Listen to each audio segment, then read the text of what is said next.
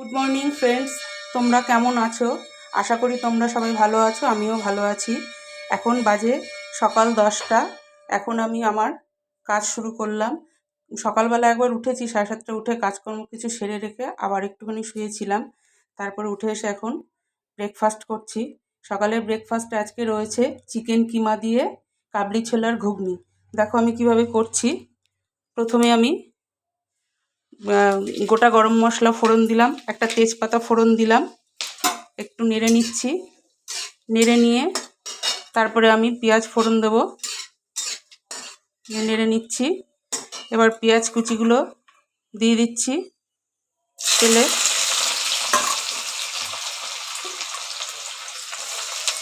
তেলে পেঁয়াজ কুচিগুলো দিয়ে দিচ্ছি।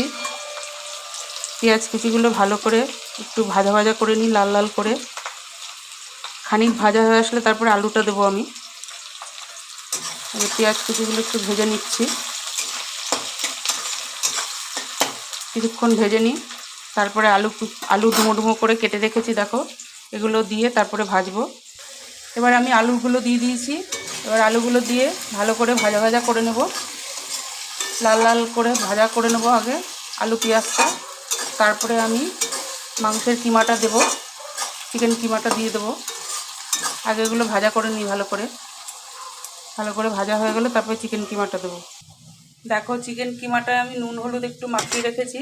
আচ্ছা, এবার আমি একটু আদা রসুন পেস্ট দিয়ে দিচ্ছি, গ্রেট করে রেখেছি আদা রসুন এর মধ্যে দিয়ে দিচ্ছি।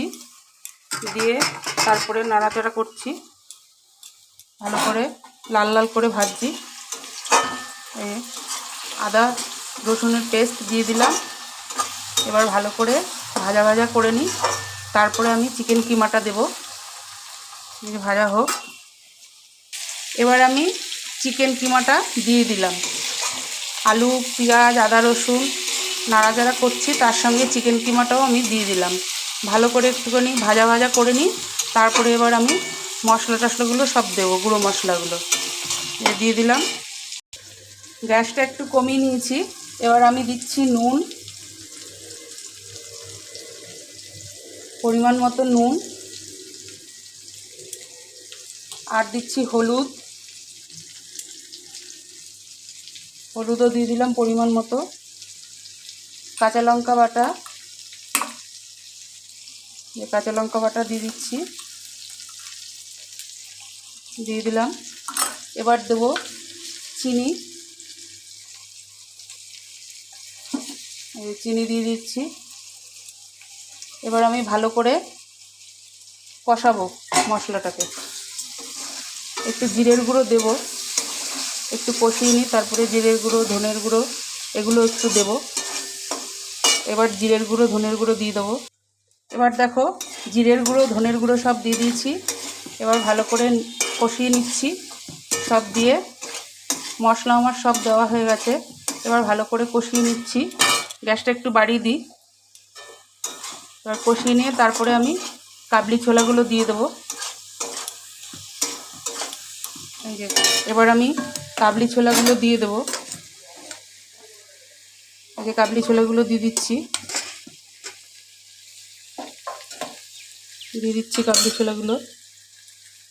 কাবলি ছোলাগুলো দিয়ে ভালো করে আমি কষাবো। তারপরে আমি জল ঢেলে দেবো। কাবলি ছোলাগুলো দিয়েও ভালো করে কষাতে হবে, ভালো করে কষিয়ে নিচ্ছি। আরও আছে ছোলা, কাবলি ছোলাগুলো সব দিয়ে দিই। দেখো আমার কষানো হয়ে গেছে, এবার তেলটা ছেড়ে ছেড়ে এসছে। এবার আমি জল দিয়ে দেবো। তোমরা কে কে এইভাবে কাবলি ছোলা চিকেন কিমা দিয়ে ঘুগনি করে খাও আমাকে কমেন্টে জানাবে। দেখতে থাকো, সাথে থাকো। টাটা।